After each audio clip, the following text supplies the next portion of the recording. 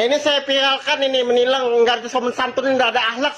Saya ini Haji, kakak saya di Polda. Saya ini keponakan bupati. Viral pria ngaku keponakan gubernur ngamuk saat ditilang polisi. Respon polisi tuai pujian. Beredar di media sosial sebuah video yang memperlihatkan aksi seorang pria di Banjarmasin tak terima ditilang polisi usai melanggar lalu lintas. Dalam video yang beredar, pria itu tampak mengamuk dan mengaku sebagai anak bupati serta keponakan pengusaha Haji Isam dan mantan gubernur Kalsel Sahbiri Nur atau Paman Birin.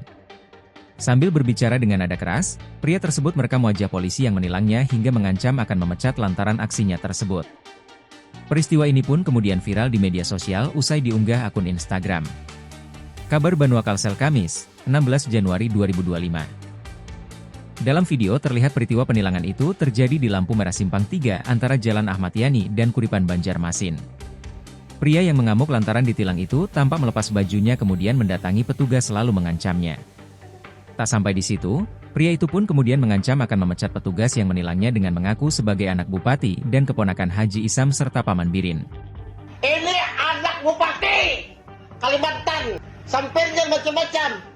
Paman Birin itu paman saya. Masih tak diberi ampunan meski sudah mengaku sebagai keponakan Paman Birin dan Haji Isam, pria itu kembali mengaku sebagai warga Batu Licin. Saya orang Batu Licin asli, saya ini Propam Polda Kalsel sampean pangkat apa? Saya ini polisi anggota juga, ditambahnya. Walau dicerca berbagai macam makian dan ancaman, polisi yang menilang pria tersebut tetap tampak tenang dan terus menuliskan surat tilang. Download Tribun X sekarang, menghadirkan lokal menjadi Indonesia.